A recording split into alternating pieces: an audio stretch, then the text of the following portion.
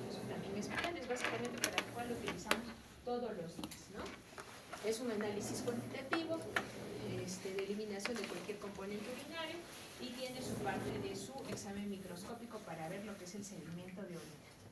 Siguiente. En el examen de orina se divide en 3 pasos cruciales. 3 partes nos indica el examen de orina. Uno es mi examen visual, como mi tecnólogo de la orina, que ya habíamos visto. Vamos a ver color y el olor, ¿no? Y el examen microscópico, que es el que más nos interesa, porque ahí vamos a nosotros como médicos, vamos a catalogar con la clínica del paciente y vamos a poder describir cuántos hematíes, cuántos leucocitos, cuántas células, uratos amorfos, etcétera, tiene este paciente. Y lo otro, también que es importante, las tiras reactivas. Pero esas las tiras reactivas tienen que ser un poco más subjetivas porque no siempre es fidedigno lo que nos indica las tiras reactivas. Y bueno, lo vamos a complementar probablemente a este paciente con un examen de orina, probablemente con un lóbulo. Pero específicamente tienen estos 3 pasos los exámenes de orina. Siguiente. Ya, lo que comentaba, lo que es la tira reactiva. ¿Es importante la tira reactiva? Sí. ¿Es muy objetiva? No, es más subjetiva.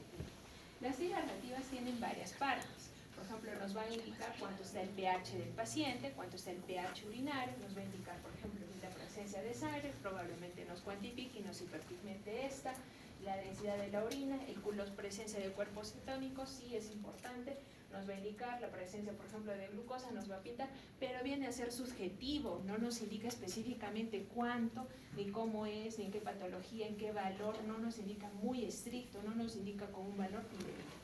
Entonces, ¿es importante? Sí, se hace el examen completo de orina, sí, es parte del protocolo del examen de orina. Bien. Bueno, lo que les comentaba, en el examen de orina tenemos varias partes. Uno es el aspecto, cómo lo va a ver macroscópicamente mi tecnólogo médico, qué color va a tener, la densidad de la orina, que lo vamos a comentar, y la osmolaridad de la orina. Y mi análisis químico por tira va a indicar cuánto está el pH, la presencia de proteínas, nos indicará subjetivamente. Si pinta muy intenso, nos indicará 3, 4 cruces se está pintando. Si pinta muy tenue, nos indicará una cruz, etc. Por eso viene a ser muy subjetiva la tira reactiva. Entonces ahí está basado el análisis químico con pH, proteínas, glucosa, cetonas, bilirrubina y los nitritos. Y el examen microscópico, que es el que más nos interesa, porque es el que nosotros como médicos tenemos que describir, nos va a indicar la presencia de hematíes, de proteínas, de leucocitos, de cristales, cilindros, aproximadamente eso, ¿no? Siguiente. El color. ¿El color es importante? Sí. ¿Es fidedigno? No. Es un poco subjetivo. Es subjetivo. Por ejemplo, siguiente, a ver, ponlo. Hay diferentes causas que pueden poner en la coloración de la orina. Por ejemplo, hay ciertos fármacos, por ejemplo, los pacientes que están con tuberculosis, por ejemplo, van a tener el uso crónico de sus medicamentos siquiera por 6 meses, ya sea cualquier tuberculosis, tipo de tuberculosis, el trimmetoprim, sulfametoxazol, va a ser un color rojizo, casi negro. Por ejemplo, la ingesta de ciertos alimentos, por ejemplo, la remolacha va a pintar un poco más, un color más vino, más o menos en la orina. Por ejemplo, la nitrofurantoína, la finazopiridina va a ser un color amarillo ámbar, casi naranja, etc. ¿Me interesa mucho a mí? La verdad a mí no, porque es muy subjetivo, no me interesa que se memorice y aprenda, pero sí es importante que nos describa el color, al menos cuando está turbio. Cuando está turbio es importante que nos escriba el tecnólogo médico. Siguiente. Otra cosa que es importante, ya yendo en la parte ya más microscópica, es el pH urinario. ¿Cuánto es el pH de la orina? El pH de la orina no es ni ácido ni alcalino. Entonces el pH de la orina oscila aproximadamente entre 4.5 a 8. Entonces eso es importante saber, no es ni pH ácido ni tampoco es el pH alcalino. ¿Es importante? Sí, porque eso nos indica la capacidad de concentración y de reabsorción de mi eliminación de mi hidrógeno y la reabsorción de mi bicarbonato. Entonces es un pH amplio, no así como en la sangre, que lo vamos a ver en gases arteriales. Entonces esto es de 4.5 a 8. Algo que es importante es mi densidad urinaria y mi osmolaridad urinaria. Desde ese momento ya nos indica bastante el riñoncito. La densidad, ¿de qué nos habla? La osmolaridad, la capacidad de reabsorber de mis túbulos de las sustancias. Por ejemplo, tiene la capacidad de reabsorber sustancias como los azoados, La urea, iones, como mi bicarbonato, mi sodio, mi potasio. Entonces es la capacidad de cómo concentra mi orina.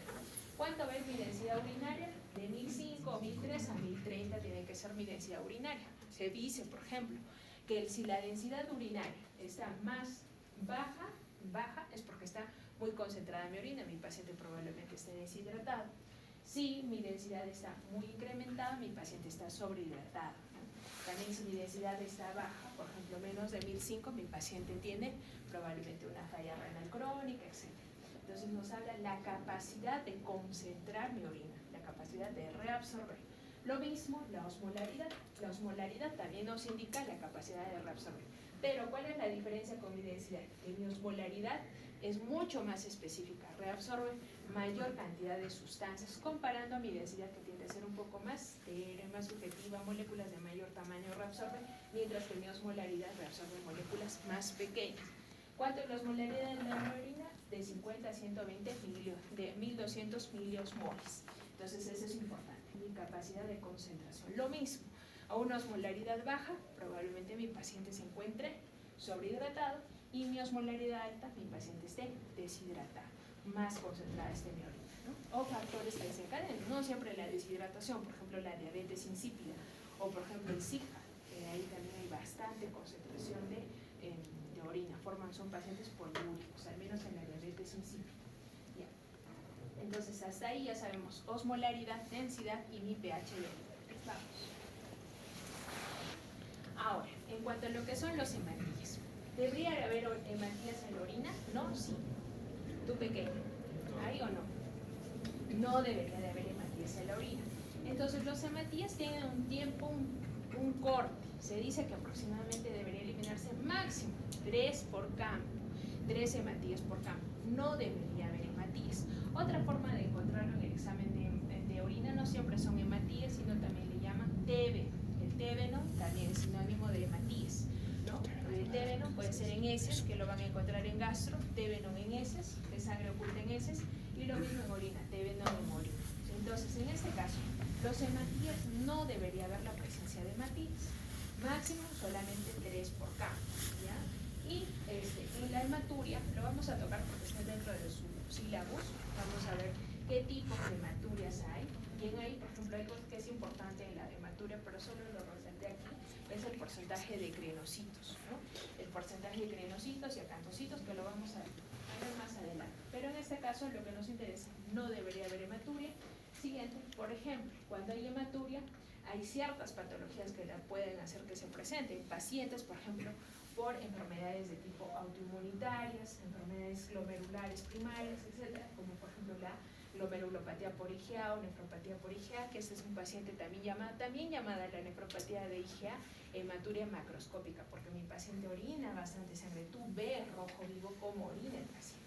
Entonces ahí probablemente tenga.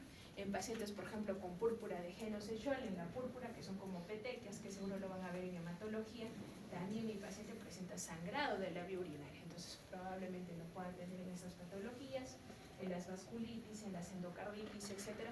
Voy a poder verlas. Siguiente. Otras causas que no sean propiamente del riñón, por ejemplo, en pacientes con tumores. Los tumores también es característico, al menos el tumor de Wilks, que el paciente presente hematuria también, ¿no? En pacientes con hematuria, en pacientes con litiasis. Las litiasis hacen que el paciente también orine sangre, ¿no? Al momento de pujar y querer expulsar el hito, genera una inflamación en la vía urinaria y eso provoca una hematuria. Entonces también otras causas que no son propiamente obviamente del riñón en sí, del glomérulo, ¿no? Trombosis también de la vena renal, también puede desencadenar las hematurias, pero específicamente no debería haber hematurias, sino tendría que buscar otra causa secundaria a eso. Bien. Las proteínas. Las proteínas. ¿Debería haber proteínas en la orina? ¿No o sí? No, no tiene que haber proteínas, ¿no? Entonces, ¿cuántos debería de haber de proteínas? 0. Pero yo me pongo a pensar, porque siempre, porque dice un valor normal es de 40 a 150 miligramos, es decir, no es netamente tan, si se dan cuenta, tan específico el riñón. Igual, por más que esté tu riñón sano, sí bota una cantidad mínima, pero mínima de proteínas, o sea, sí bota, o sea, no reabsorbe el 100%, como dice la teoría, no reabsorbe porque al final tiene un valor, ¿no? Su POR de 150. Pero normalmente no deberíamos encontrar en mayor cantidad estas proteínas, ¿no? Su corte es 150 miligramos en la orina, entonces no deberíamos observarlas, ¿no? Cuando hay la presencia de proteínas, vamos a ver que tienen diferentes nombres. Se llaman, por ejemplo, microalbuminuria, macroalbuminuria, proteinuria y también síndrome nefrótico. Entonces tienen sus nombres. Las proteínas van adquiriendo según su valor diferentes nombres. Lo vamos a comentar en síndrome nefrótico. Pero en este caso, en el examen de orina, no debería haber la presencia de orina, de proteínas en mi orina. Siguiente. Puede haber diferentes causas que generen que mi paciente tenga proteína. Lo mismo, pueden haber proteinurias de origen propiamente renal. Por ejemplo, en las glomerulopatías. Es la primera causa que va a desencadenar proteinurias y una que es a nivel mundial la más conocida, la nefropatía diabética. Los diabéticos se caracterizan porque presentan proteinurias en bastante cantidad. Entonces, ese paciente, por ejemplo, por más que yo solamente sepa diabético y lo veo en mi emergencia y en su examen de orina veo 2, 3 cruces, probablemente ya está con una nefropatía incipiente. Entonces, en pacientes, por ejemplo, la nefropatía diabética es la primera causa de presentar proteinurias en estos pacientes. Otras, por ejemplo, las primarias, por ejemplo, la glomerulopatía membranosa y la focal segmentaria, también son otras causas de proteinuria en estos pacientes.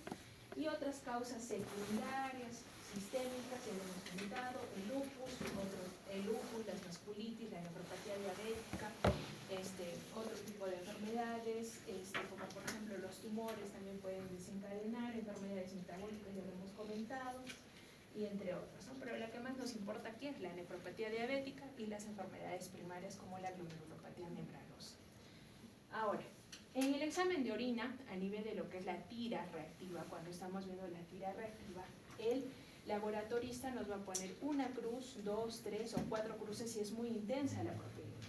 Entonces existen sus valores para hacer semi-cuantitativa. Si es una cruz, 30 miligramos, hasta 4 cruces que es mayor de 2.000 miligramos, que va a ser 2 gramos en la orina. Entonces existe su intensidad, ¿no? Siguiente. Ahora, los leucocitos. ¿Tiene que haber leucocitos en la orina? ¿Hay leucocitos o no? Mínimo. No. Igual que la hematuria.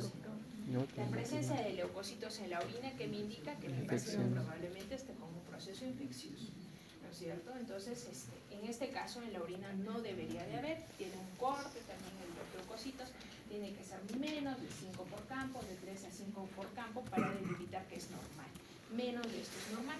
Cuando yo ya noto pacientes con una leucocituria mayor de 10, 15, 20, o vamos a ver en los ejemplos mayor a 100, vamos a ver que este paciente ya está presentando un proceso infeccioso llamado infección urinaria. Ahora, las infecciones urinarias no todas son comunes. Las infecciones urinarias, muy generales, infección urinaria. La señora que nos ha venido a ayudar, ella puede decir infección urinaria. Nosotros no. Nosotros estamos en SEBIO. Entonces, nosotros en SEBIO hablamos de infección urinaria alta, baja, va a haber una infección urinaria leve, moderada o severa.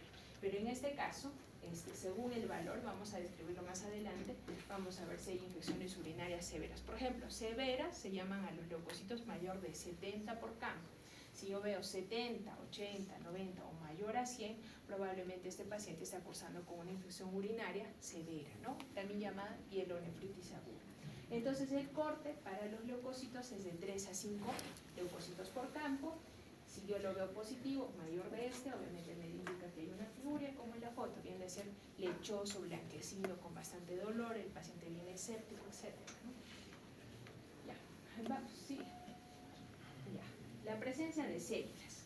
Eso también es importante, la presencia de células. Existen diferentes células, porque sabemos que nuestra vía urinaria está compuesta por células del epitelio intersticial. Entonces, al momento de nosotros formar orina, hay un arrastre de células. Esas son las famosas células epiteliales, el arrastre de mi orina. Ahora, si ustedes hacen la muestra, la prueba, en la mañana, por ejemplo, cuando orinen, van a ver la primera orina de la mañana, en un vaso transparente, van a ver detritus. Esas son las famosas células epiteliales que le eliminamos especialmente en las primeras horas de la mañana. Entonces es un arrastre normal de mi epitelio. Lo mismo pasa con la piel. Normalmente nosotros nos vamos descamando cada 2-3 días.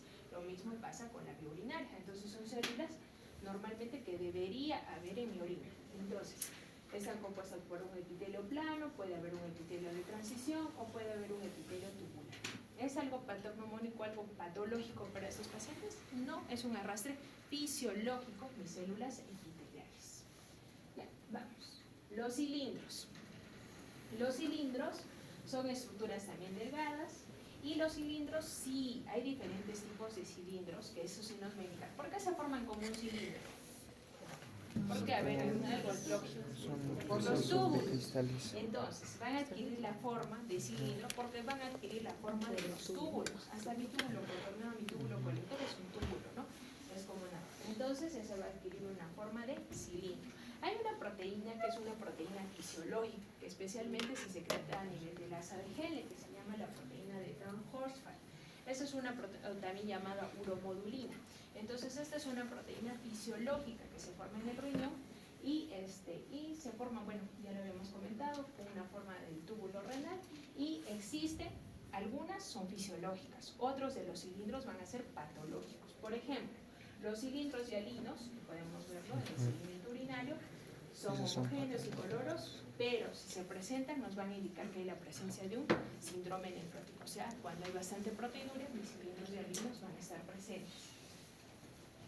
Luego, los cilindros hemáticos, lo mismo, va a adquirir una forma cilíndrica, pero de coloración rojiza. Entonces, si hay la presencia de este cilindro hemático, me habla probablemente de una glomerulopatía, la que habíamos comentado, probablemente una glomerulopatía por IgA, una vasculitis. Bueno, tengo que estudiarlo para saber por qué está teniendo cilindros hemáticos en mi orina. Los cilindros leucocitarios, es sencillo, solamente hay que ver la presencia de un proceso infeccioso, ¿no es cierto? Entonces, si hay un proceso infeccioso, por ejemplo, una inflamación en el vía urinaria, van a estar presentes estos cilindros leucocitarios. Los cilindros granulosos también aparecen, pero los únicos que son fisiológicos vienen a ser estos cilindros. Los cilindros granulosos tienen una forma también cilíndrica, como su nombre tiene, y tiene bastantes puntos redondos dentro de ellos. Son los famosos cilindros granulosos que son fisiológicos.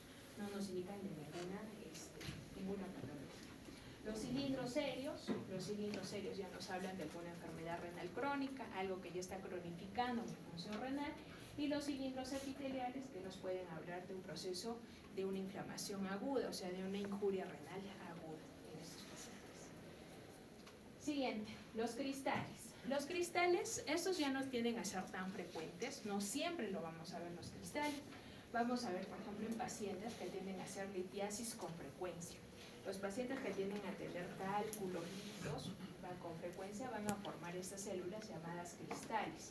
¿Qué pasa? ¿Qué son los cristales? Es a mayor concentración de mi orina, por ejemplo, justo en los pacientes que no se hidratan mucho, etcétera, tienden a tener la orina más concentrada, ¿no? Más amarilla oscura, más cargada.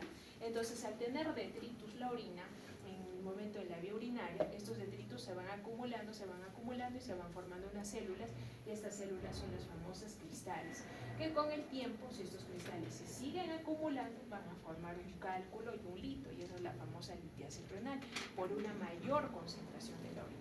Entonces, estas células sí tienden a ser patológicas, si las vemos, los cristales. Existen diferentes tipos de cristales. El más frecuente en el medio a nivel mundial realmente es el de oxalato de calcio, y son los cálculos más frecuentes, el de oxalato de calcio. Entonces, el de oxalato de calcio viene a ser el más frecuente. Después tenemos, por ejemplo, por el ácido úrico, personas que quieren o ingieren bastante cantidad de carne roja, van a formar también cristales de ácido úrico. Otro, cristales de fosfato, porque también la orina reabsorbe, estamos viendo que reabsorbe bicarbonato, iones, sodio, calcio, de ahí forma estos cristales de oxalato de calcio, y también de fosfato, o a veces mixto. Por ejemplo, he visto a pacientes que han tenido litiasis y se hacen su estudio, porque cuando le sacan el cálculo se ve la piedra, realmente es una piedra que se ve, y se hacen mandar a hacer el estudio en LONSAC, en físico-químico, y sale mixto calcio, fosfato y otros iones, y yo digo, ¿cómo hasta eso forma el riñón? Realmente es tan interesante la función del riñón, porque tú ves todos los metales que describe, hasta aluminio, o sea, es interesante cómo forma el riñón la orina, o sea, es netamente iónico, ¿no? El riñón. Entonces, también los cristales de fosfato son otra patológico, tienden a ser patológicos. Y los cristales de cistina, que tienden a ser los menos frecuentes, por ejemplo, se ven en personas que tienen algún tipo de alteración de tipo genética, que no eliminan la cistina con frecuencia y tienen otras enfermedades infecciones como las cistínurias y van a tender a formar cristales de cistina. Bueno, pero en este caso el que más me importa es el oxalato de calcio y el de ácido úrico. Ya, ahora vamos a ver un ejemplo. En este paciente, por ejemplo, en esta lectura, vamos a ver, el color nos dice, ¿no? Es un amarillo pálido, un amarillo ámbar, que es normalmente cómo está mi orina, amarillo ámbar, entonces está amarillo. El olor es un odoro, ya, muy bien, hasta ahí en la parte macroscópica que ve mi tecnólogo médico, hasta ahí me ha descrito solamente la parte macroscópica junto con mi volumen. Por ejemplo, en este caso me está poniendo de 750 a 200 mililitros que me ha traído el paciente, o sea, a 2000 mililitros, mejor dicho, o sea, casi 2 litros de orina, ¿no? Ya, ahora, en cuanto a lo que es el pH habíamos comentado, el pH tiene que ser de 4.5 a 8, mi densidad urinaria de 1005 a 1030, o en este caso de 1003 a 1030 de doble puesto, pero por ahí tiene que ser máximamente a 1030 o 1035. Luego, mi osmolaridad urinaria, que lo habíamos comentado, de 50, en este caso, por ejemplo, en el ejemplo, está de 40 a 1030. La presencia de urobilinógeno. ¿Tendría que haber urobilinógeno en la orina? ¿Sí o no? ¿De dónde se forma el urobilinógeno? Eso, de la vía hepática, del sistema de la vía hepática. Entonces, este tendría que ser negativo, porque no se tendría que... Ya hemos dicho, los pigmentos se reabsorben a nivel de mi túbulo proximal. Entonces, no tiene que haber eliminación de urobilinógeno, ni de bilirrubina, etc. A no ser que sea demasiada cantidad, por ejemplo, en los pacientes hepatópatas, en pacientes cirróticos, histéricos que tienen demasiada cantidad y el riñón colapsa y no puede reabsorber, entonces mi paciente puede eliminar bilirrubina o urobilinógeno a nivel de la orina, pero normalmente no debería de haber. Ahora, glóbulos blancos, hemos dicho un corte, el corte tiene que ser hasta, ¿cuántos de glóbulos blancos? 5, ya, hasta 5. Después, vamos a ir con esto, vamos a saltear. ¿La proteínas tiene que haber? No, 0 proteínas. Bilirrubina también tiene que haber 0. Luego tenemos cetonas. ¿Qué son las cetonas? ¿Ah? Fuerte. Residuos de la relación. Ya, viene del metabolismo de lo que es el beta-hidroxibutirato, ¿no es cierto? En pacientes, por ejemplo, con diabetes mellitus, donde hay una degradación de estos ácidos de los cuerpos cetónicos, pero también no solo en diabéticos, por ejemplo, en pacientes con ayuno prolongado, donde hay una degradación a nivel de la grasa. Entonces, vamos a ver la presencia de cetonas, pero eso en pacientes en inanición, malnutrición, que están tiempo prolongado en hospitalización, etcétera, probablemente, si es un paciente malnutrido, sin buena alimentación, deshidratado, etcétera, probemos ver cetonas, pero normalmente no debería haber cuerpos cetónicos en la orina. Ahora, vamos a saltarnos. Sangre, ¿debe haber? No, ya habíamos dicho cuánto es el corte, 3 por campo, no debería de haber, o ninguno, por ejemplo, en este ejemplo no pone ninguno. Glucosa, ¿debería de haber? Nada, glucosa ni proteínas. Ahora, les pongo acá resaltado estos 3, ¿por qué? Para ver yo, mi paciente que tenga una infección urinaria o mi paciente que curse con una infección urinaria, tengo que ver estos 3 parámetros. Uno, la presencia de glóbulos blancos, o sea, mis leucocitos. Tengo que ver cuánto están mis leucocitos. Y otro, mi esterasa leucocitaria. ¿Qué es la esterasa leucocitaria? ¿Alguien sabe qué es la esterasa leucocitaria? Javi, ¿qué es la esterasa leucocitaria? Es una cosa que hace presencia del metabolismo de la bacteria. Ya, es una enzima que forma a nivel de las paredes, no paredes, ¿no? Es una enzima que forma las bacterias y esa es la esterasa leucocitaria. O sea, si hay la presencia de bacterias, va a formar esta enzima que se llama la esterasa leucocitaria. O sea, ¿qué quiere decir en otras palabras? Si yo tengo leucocitos, o sea, glóbulos blancos positivos, mi paciente está cursando, en mi bacteria la voy a tener positiva, por ende mi esterasa leucocitaria va a estar positiva, me va a decir positivo o una cruz. Y algo que también es importante es la presencia de los nitritos o nitratos. ¿Qué son los nitritos? ¿Han hecho microbiología? ¿Qué son los nitritos? Esos son productos de desecho de las bacterias. Entonces, si yo tengo un proceso infeccioso, tengo que ver estos 3 parámetros para yo determinar en mi paciente, en mi examen de orina, que este paciente está cursando con infección urinaria. No todos los leucocitos que me salen, por ejemplo, si me sale 10 por campo, yo le digo, señor, sí tiene infección urinaria, una leve, pero tiene infección. No, yo tengo que ver mis parámetros, tengo que ver, ¿tiene esterasa leucocitaria? ¿Tiene nitritos positivos? No, quizá está contaminado, con 10 por campo es muy bajo. Entonces quizá a este paciente le tengo que decir nueva muestra de orina, ¿no? Está contaminada mi orina. Entonces es importante ver mis 3 parámetros para yo determinar en este paciente si cursa con infección urinaria o no. Tengo que ver mi esterasa leucocitaria, mi porcentaje de leucocitos y mis nitritos, que es el producto de degradación de las bacterias. Entonces, si está con todos estos 3, yo determino si está cursando con un proceso infeccioso, tome ese urocultivo y inicia con tal antibiótico. Es vital que yo tenga que ver estos 3 puntos para mi paciente. Ya, vamos. Vamos a ir ahora sí con un ejemplo, vamos a hacerlo. Uno lo hago yo y después vamos a ir con otro. A ver, por ejemplo, en este, ya estos son del hospital. Color, el color es ámbar, normal, ¿no es cierto? Color ámbar, amarillo, que es normal. Aspecto, por ejemplo, ahí me pone ya está ligeramente turbio. ¿Ya? También me puede poner rojizo, pues, ¿no? Depende cómo sea. En este caso está turbio. La densidad está 1005, ¿está normal o no? Sí. Ya, normal, 1005 a 1030. Normal, perfecto, está reabsorbiendo, o sea, concentra mi orina. Mi pH está en 8, ¿está normal o no? Sí. Sí, está normal, de 4.5, entonces está normal.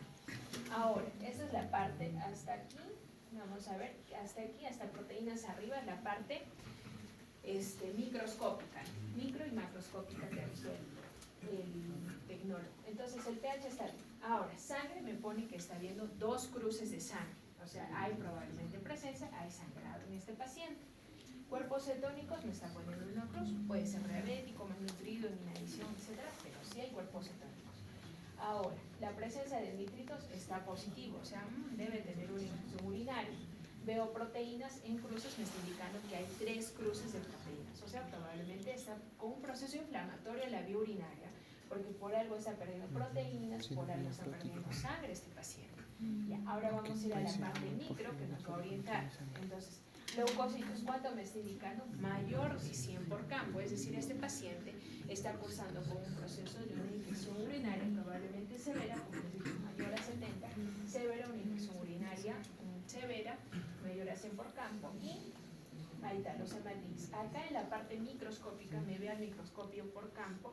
¿Cuántos ve por campo? Dice que por campo está viendo de 12 a 15 hematíes por campo. O sea, me corrobora lo que ve en la parte macroscópica. Entonces sí está teniendo pérdida de hematíes. Células epiteliales, que ya habíamos dicho que es normal, es fisiológico, hay un porcentaje escaso, es normal, eso no me llama la atención. Y bacterias tiene 2 cruces. Si no está la esterasa leucocitaria, está como bacterias. En este caso, en este examen de orina, me dice bacterias 2 cruces. Entonces, yo determino, tengo leucocitos, tengo bacterias, tengo nitritos, este paciente tiene una infección urinaria severa. Entonces, ¿cuál sería mi siguiente paso? Probablemente pedirle un urocultivo. Ahora, pero doctora, ¿por qué está perdiendo sangre y proteínas? Siempre que hay un proceso inflamatorio a nivel de la vía urinaria, puede haber pérdida ligera de proteínas, porque no se está reabsorbiendo, está perdiendo una infección urinaria severa, las bacterias han multiplicado, probablemente han ascendido, están cruzando con una pielonefritis, etc. Entonces probablemente no lo tomo tan fidedigno. Ahora, si al control termina su 7º día, 10º día de antibiótico y yo sigo viendo que este paciente persiste con la proteinuria y la hematuria, obviamente ahí sí ya le empiezo el estudio, una proteinuria de 24 horas, un porcentaje de crenocitos, etc. Pero en este momento, ahorita no lo determinaría, no diría que tanto, pero probablemente solamente un proceso inflamatorio de la vía urinaria, ¿no? Entonces, ¿este paciente qué es? Es una infección urinaria complicada, una infección urinaria alta, una infección urinaria severa, y también, bueno, aparte de eso, que me orienta cetonas, también este paciente probablemente está en inanición, está malnutrido, si sabremos algo más, ¿no? Y clínicamente quizá nos orienta más, pero solamente con el examen de orina ya estamos viendo bastante, ¿no? Vamos, al siguiente. Ya, vamos, a ver, más, ya, este es similar, vamos a mirar a los demás cómo. Este es un examen de orina, también color es amarillo, también están viendo ligeramente turbio. El pH está en 7, el anterior estaba en 8. ¿Está normal? Sí, normal. Está normal. La densidad en este caso está en 1030. ¿Está normal? Sí, normal, está en 1030. Las células epiteliales en este caso. Ahora, la descripción del examen de orina varía en cada laboratorio, como está en orden, al menos los de particular vienen bien ordenaditos. En el hospital muy general. Ya. Células epiteliales, por ejemplo, en este caso lo pone arriba, en regular cantidad, eso es normal. Los leucocitos. ya nos está orientando que está más de 100 por campo. Ahí Matías está en 90, 100 por campo. Este sí me llama la atención porque el anterior solamente decía de 12 a 15 por campo. Ahí sí esperaría que sea un proceso inflamatorio. Pero este paciente tiene bastante hematuria, de 90 a más de 100 por campo. O sea, rojo vivo mi paciente está orinando. Y también tiene un proceso infeccioso. Bacterias, los cruces, estoy confirmando que mi paciente tiene una infección urinaria. Veo mis nitritos, también está positivo, o sea, es una igual, ¿no? Filamentos mucoides, hay positivo, o sea, bien, este paciente probablemente se ha tomado también a la primera hora de la mañana. Por eso ve también ligera mucosidad. Ahora, hemoglobina 3 cruces, que es lo mismo que dice Matías, o sea, sí está bastante alto, por eso me pone 3 cruces, demasiada cantidad veo y también se corrobora con la parte microscópica que me pone, ¿no? Más de 100 por campo, y mis proteínas 2 cruces. Entonces, ¿qué yo determino en este paciente? Que sí, también está cursando con infección urinaria. Pero hay algo más. Hay algo más. ¿Quién? A ver, que aporte algo. ¿Qué más en este paciente? La hematuria. La hematuria es la que me llama la atención. Cuando hay un proceso inflamatorio debería haber 10, 15, ya, bueno, siendo bueno 20, 25 por campo de Matías. Y proteínas que sea una cruz. Pero cuando yo ya tengo en demasiada cantidad, o sea, como es este caso, que tiene Matías mayor a 100 por campo, entonces yo ya pienso en algo más. ¿Qué ha pasado en este paciente? Quizá lo han sondeado, le han provocado una hematuria traumática, ¿no? Al momento de sondear, pacientes con hiperplasia de próstata, etcétera. O, ¿qué ha pasado? Mi paciente quizás es mujer, está con su periodo menstrual y está aparte cursando con una infección. O, ¿qué ha pasado? Mi paciente que está con warfarina, un anticoagulante, o que tiene una glomerulopatía de base, una vasculitis. ¿Qué ha pasado? Eso no es normal. Tengo que preguntar por qué es. Eso ya mayor de 100 por campo y no es tan fisiológico. Esto ya se debería hacer más estudios, ¿no? Determinar por qué. Entonces, este paciente sí es una infección urinaria severa, pero cursando con una hematuria franca. Entonces aquí ya habría dos diagnósticos, una hematuria franca que habría EAD, de etiología determinada. ¿Qué cosa le ha pasado a este paciente? Ya, vamos al siguiente. Ya, a ver. Ya, a ver el siguiente. Ya, el siguiente. Ya. Ya. A ver, vamos con este. Vamos a empezar con este. Voluntario. Ya vamos. Entre todos, grupal. Uy. Renata, un número. Del 37 allá, 8. Ya, ha venido. Brick, Farfán. ¿Quién es Brick? Ya, a ver, Brick, cuéntanos. ¿Qué es lo que ves en este paciente? Está medio borroso porque son antiguas, yo buscaba. A ver, cuéntanos. A ver, te leo. Colores hematúrico, aspecto estaturrio, densidad está pH 8, densidad de electrones. Cuéntanos desde la cabeza, ¿cómo está el paciente? Pero es un poquito rojo. ¿Ah? O sea, el color es un poquito rojo. De acuerdo. Hematúrico, Ya. el color. ¿Qué más tiene? pH, ¿cómo está? Está bien. Ya. Densidad. Ya. ¿Qué más? ¿Qué le ves a este paciente? Tiene proteinuria.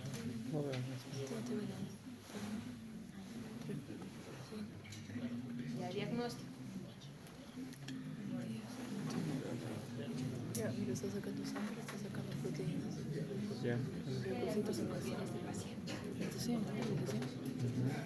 fue una X y luego siento que sí. 100 por campo, claro. Infección. Ya sin soplar, si no la siente vienen acá. ¿Qué tiene?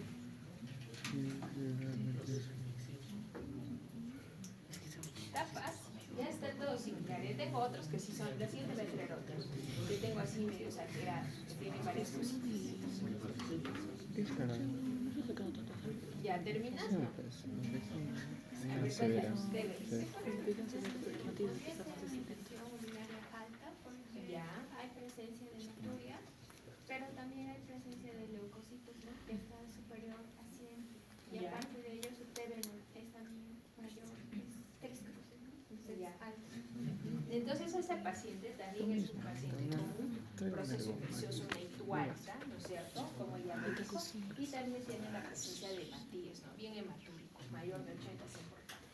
Y algo que también es interesante es que tienen proteínas 2 cruces, entonces también está teniendo proteinuria. Siempre en estos pacientes que tengan proteína y hematuria en un valor más o menos moderado, alto, hay que ampliarles el estudio, ¿no?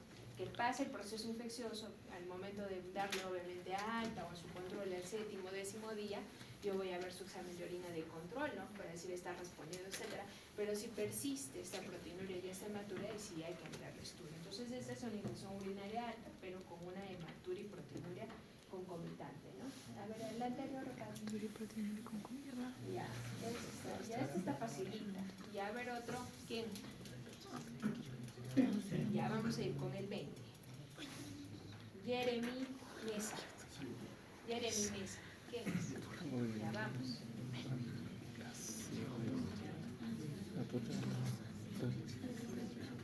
Sin miedo, Alexis, estamos en clase. Ahora habla antes de mí. ¿Qué tiene? Ven aquí para que sea que te sopla todo. Ven aquí. Ven aquí.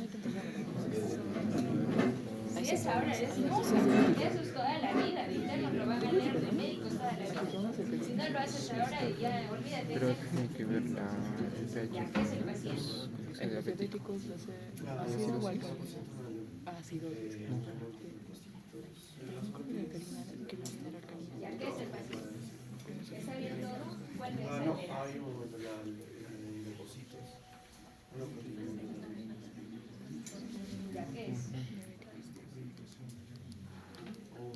Puede ser Ya, una no leve. Esta mayor es leve, se determina leve cuando es una leucocitos hasta 25 a 30. De 30 a 70 yo digo que es moderada, y más de 70 yo digo que es una complicada, igual, etcétera. Que ya lo veremos eso en hitos. No sé si en esto creo que sí. Entonces ahí lo veremos en hitos. Entonces el leucocitos mayor a 100, en este caso es una ITU alta. ¿Qué más tiene este paciente? La hematuria propiamente probablemente del proceso infeccioso, ¿no es cierto? Y las proteínas, eso es lo que llama la atención. Tiene 3 cruces de proteínas. Esta riñón debe ser un riñón crónico que está cursando con un proceso infeccioso. ¿Algo más que te llama la atención? ¿Ya qué más? El pH está en 9. El pH está en 9, la presencia de ándale. Ya, ¿Lo ¿algo más? explicar? A ver, uno más. ¿Lo explicar? ¿Pero por qué? Puede ser porque es vegetariano o por ITU.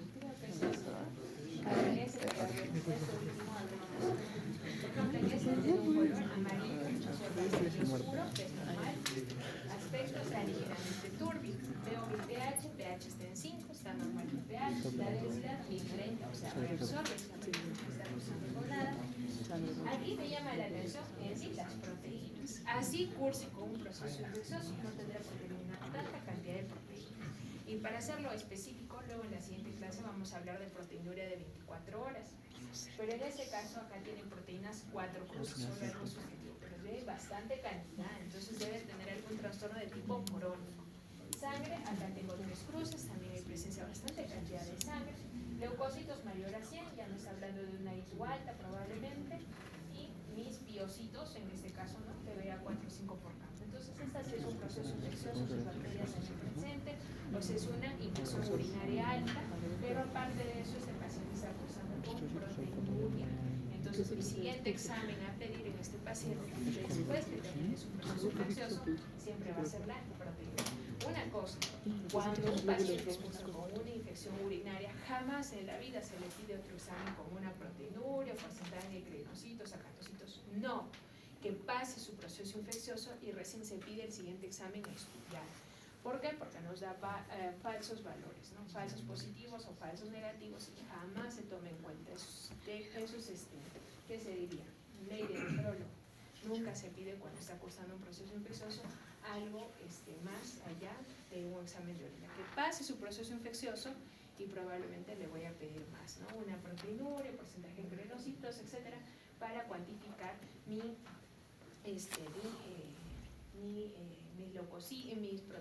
proteínas o mis hematíes. Ya.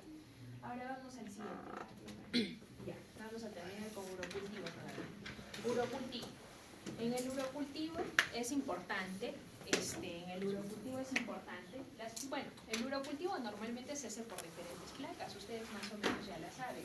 Hay diferentes placas, el de agar de McCunney, que es el más conocido para lo que es una toma de muestra de un urocultivo, y placas con agar de sangre. En este caso, el que más nos interesa serían las placas con agar. Hay que esperar de 5 días aproximadamente para la lectura final y el resultado final, para poder ver qué germen ha crecido en este tipo de placas. Siguiente. Ya. En lo que es el urocultivo existen fases de crecimiento, existen 4 fases de crecimiento. La fase LA, que es el periodo de adaptación, donde recién ha hecho la muestra el tecnólogo. La fase exponencial, que es el momento de crecimiento y de replicación de mi bacteria. Mi fase estacionaria, que es el mayor crecimiento de mi bacteria, y la fase muerte, que ya aproximadamente que después, pasando de 7 a 10 días, mi placa ya no sirve, ¿no? Siguiente. Condiciones de la muestra, eso ya sabemos, bueno, solamente para recalcar, lo mismo que en el examen de orina. Siempre la muestra de orina tiene que ser la primera toma de la muestra de la mañana, la primera orina de la mañana, tiene que haber desechado el primer chorro de la orina y el segundo chorro es el que se recolecta para la toma de muestra. ¿Por qué? Porque hay un barrido de las células, un periodo de contaminación a nivel de la zona genital y ese es el que tiene que haber ese barrido. Siempre explicar al paciente, siempre. Más que todo, más que para examen de orina, porque el examen de orina viene ahorita a esta hora, a las 7 de la noche, y yo le hago tomar su muestra de orina. Mi paciente está con dolor, no va a esperar hasta mañana, entonces lo toma. Pero el cultivo sí es importante que se lo haga en la primera toma de la muestra de la mañana, adecuadamente tomada, para que el germen crezca. Muchas veces sale examen de orina mayor, hacen cultivo negativo, o sea, no ven el germen. Entonces es importante que se tome adecuadamente la muestra del paciente. Ya. Ahora, existen diferentes muestras para cómo obtener la muestra del cultivo. La que más conocemos, obviamente, puede ser por la del chorro medio, que es la que nosotros normalmente podríamos tomarnos ahora. La cateterización, que es mediante una sonda Foley, por ejemplo, en los pacientes pediátricos, también por sondita, o por sonda Foley, o por cateterización también. Y la punción suprapúbica, también llamada talla vesical, que es una incisión, un pequeño corte que se hace a nivel de la región suprapúbica en ciertos pacientes que tienen alguna alteración a nivel de vejiga. En ellos, por ejemplo, se puede hacer con la punción suprapúbica. En pacientes pediátricos, por ejemplo, en su penecito, no sé si han roto a pediatría, les ponen bolsa colectora. Y las pacientes también, mujercitas, beben unas bolsas colectoras pegadas a su pañal para tratar de recolectar la orina de la mañana. Entonces existen diferentes tomas de muestra. Ya, antes de pasar, ustedes están haciendo fármaco. ¿Qué cosa es la concentración mínima inhibitoria? ¿Quién sabe? ¿Qué es el CMI? ¿Ya han hecho fármaco? Varios ya han hecho, ¿no? ¿No han hecho?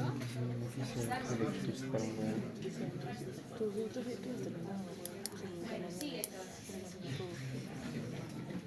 ¿Qué es la concentración mínima inhibitoria? No conozco. La concentración, para cultivos netamente concentración mínima inhibitoria. ¿Qué es la concentración mínima inhibitoria? Es la menor cantidad de un antibiótico que yo voy a aportar para provocar la lisis o la muerte de mi bacteria.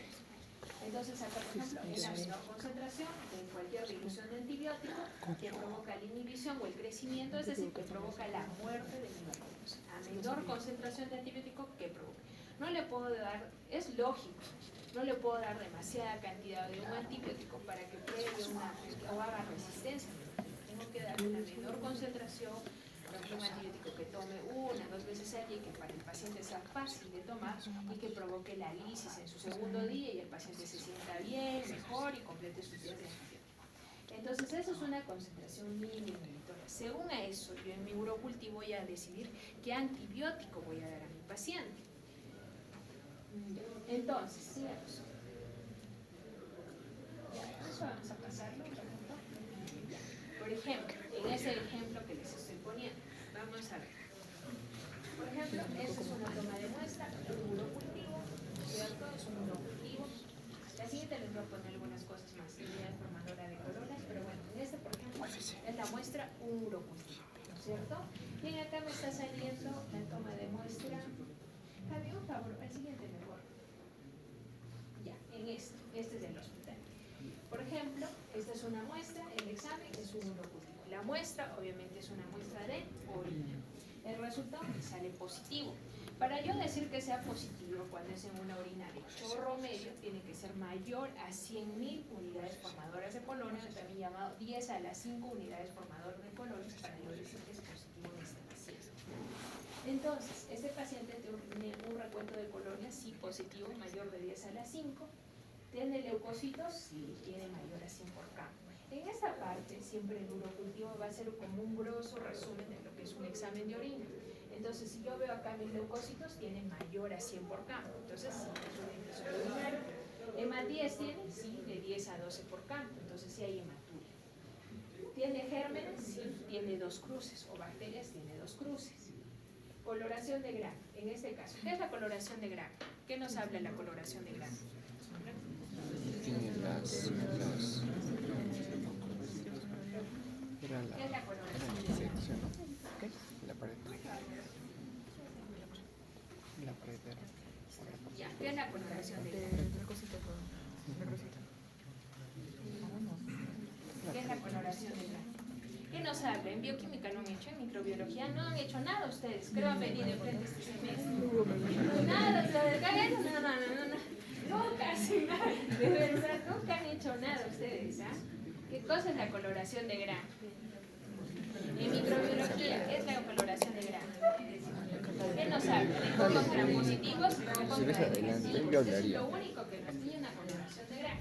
Entonces, si nosotros vemos acá una coloración de grano, nos dice que hay la presencia de focos gram negativos. Entonces, ahí ya me tengo que recordar ahí en microbiología qué bacterias son gram positivas, gram negativas, quiénes son anaerobios, quiénes son bacilos, etc. Tengo que saber eso porque ustedes que están empezando fármaco, lo que son antibióticos, ahí van a ver cada grupo de antibióticos y qué bacterias van a provocar lisis. Entonces, en este caso, en mi coloración de grano me dice que es positivo para cocos negativos, pero cocos hay diferentes cocos negativos, yo necesito saber la bacteria y eso es lo que me dice mi punto. Entonces, acá me dice, ¿qué microorganismo aislado? El Proteus mirabilis. Entonces, en ello de... Ahora, una cosa, ¿cuál es el germen que más habita en la vía urinaria? ¿Cuál es el germen? La Escherichia coli. La Escherichia coli es el germen que más habita en la vía urinaria. Es un germen normalmente que tiene que habitar habitualmente ahí en la vía urinaria. Así como en la piel hay estafilococo, o en la boca también hay estafilococo, en la vía urinaria hay la Escherichia coli. Ahora, si esta se va a multiplicar en exceso por cualquier otra patología, retención de orina, etcétera, obviamente se va a volver una Escherichia coli productora de infección urinaria, ¿no? En este caso, por ejemplo, el germen que ha estado hablando es el Proteus mirabilis. Entonces, hasta acá lo que me dice nada más el urocultivo es que sí, es positivo, que es un coco gram positivo y que me está provocando una infección urinaria y es el Proteus. Ahí yo tengo que decir qué antibiótico voy a utilizar. ¿Cómo vamos a hacer? Que repasen. Antibióticos, no sé cómo van a leer curso. No han hecho esto, es un poco raro. Bueno, existen diferentes grupos de antibióticos, ¿ya? Algunos de pared. De pared tiene que, no sé cómo se van a reprobar. ¿Qué así es?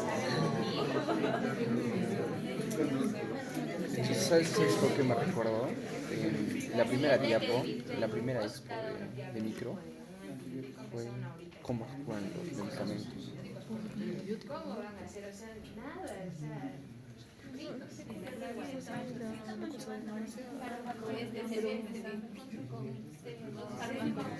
ni siquiera fármaco 2 han hecho nada.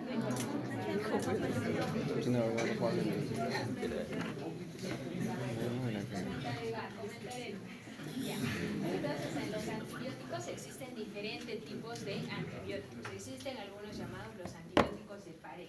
Por ejemplo, ¿quiénes son los de pared? Las penicilinas, ya las amoxicilinas. Por ejemplo, en este caso, vamos a ver, por ejemplo, si es sensible o no es sensible. A ver dónde está. Por ejemplo, acá está la amoxicilina y el ácido clavulámico. Eso es un antibiótico de pared celular. Entonces, como es de pared celular, yo veo que es sensible. Pero para yo indicar el antibiótico que deseo utilizar en este paciente, tiene que tener un CMI o una concentración mínima inhibitoria de 1 o menos de 1. Es decir, puede ser 0.5, 0.25 o 1. Ese antibiótico que tenga esa concentración es la idónea para yo utilizar. Por ejemplo, en este caso, por ejemplo, voy a empezar con la amoxicilina y el clavulato. Dice que es sensible a mi germen, pero ¿con cuánto? concentración de 4 dosis. O sea, ¿qué quiere decir? 4 de amoxicilina y 2 de clavulano. ¿Sería adecuado utilizar en este paciente? No, porque ¿qué quiere decir? En otra palabra, sería 4 veces de mi amoxicilina, de su dosis habitual, para yo provocar la lisis de este Proteus mirabilis. Es demasiada concentración. Ya no voy a tener mi efecto lítico de muerte de mi bacteria con este antibiótico, sino voy a tener los efectos secundarios de mi antibiótico. Entonces yo tengo que decidir el antibiótico que sea menor concentración mínima inhibitoria para que provoque mi lisis. Bueno, empezando con la amoxicilina, no. Otra de las familias de los antibióticos de pared es la ampicilina. Por ejemplo, en este caso ya me dice que es resistente. Miro yo mi concentración de resistente, 16, o sea, es bien resistente. No le puedo dar este antibiótico. Igual ya me está dando como una ayuda, ¿no? Un plagio. Me dice que es resistente, no le voy a dar. La cefazolina también es un antibiótico de pared, pero pertenece al grupo de las cefalosporinas. La cefazolina, por ejemplo, es una cefalosporina de primera generación. Esta también me dice que es resistente. Yo miro con 4 de CMI, 16, es demasiado resistente. Ya, vamos a otra. Otra que sea de pared. De pared hasta ahí murió. Vamos a ir a otro. Hay otro grupo de antibióticos que se llaman los aminoglucósidos. Por ejemplo, en este caso tengo la gentamicina. La gentamicina me dice que es sensible. Yo miro con cuánto de CMI, con 2. Puede ser, sí, poder utilizar en este paciente, pero tendría que darle la doble dosis de gentamicina. Yo, como he estudiado fármacos, sé que la gentamicina con alta dosis viene a ser nefrotóxica. Entonces no puedo utilizar gentamicina, menos a doble dosis. Ya no le voy a estar tratando la ira, la infección urinaria, lo voy a llevar más bien a una injuria renal aguda, una falla renal. ¿Dónde está mi grupo? En la falla renal aguda. ¿De qué tipo? ¿Qué tipo? Eso, por ira renal, parenquimatosa. Entonces, sé que no puedo utilizar este antibiótico.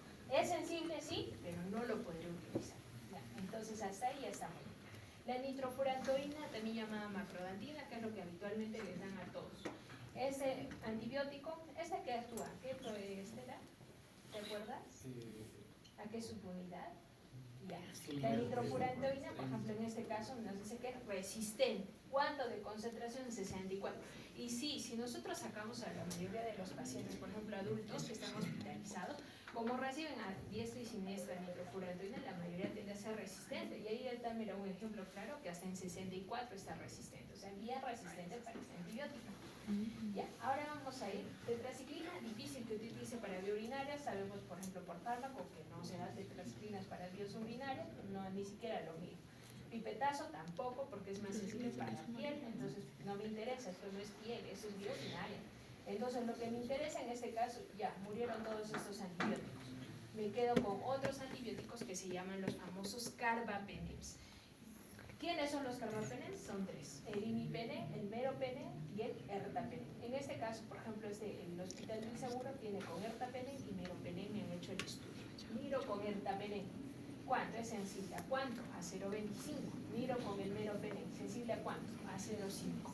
Entonces, ¿cuál utilizo? ¿El mero o el ertapenem? El último. Cualquiera, porque los dos son a menos de 1.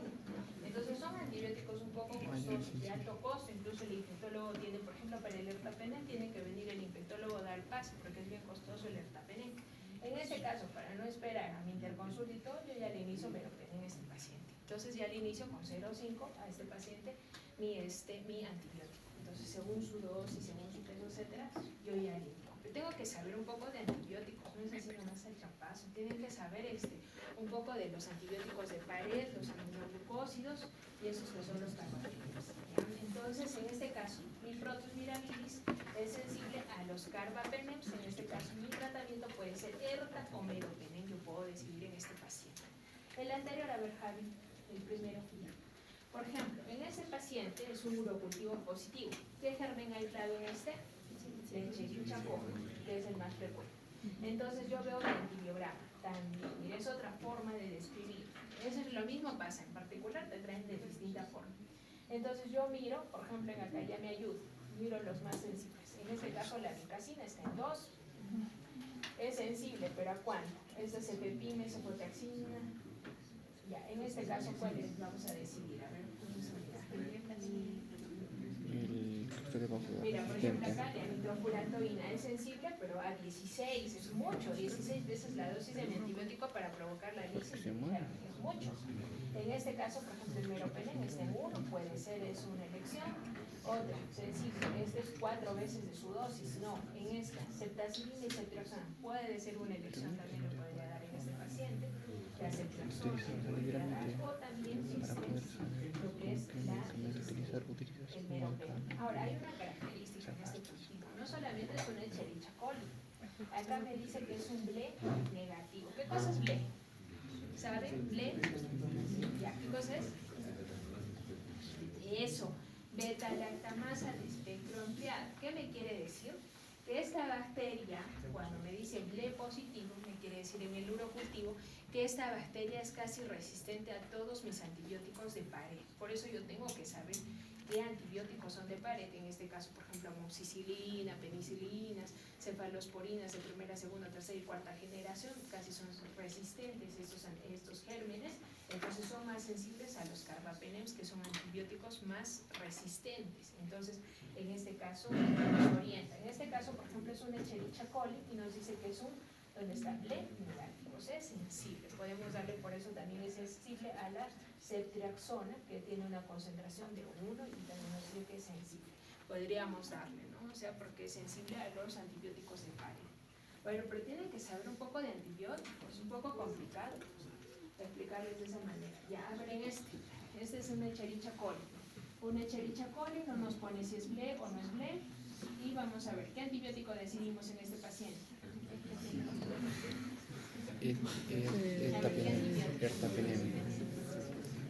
Ertapenem. Ya.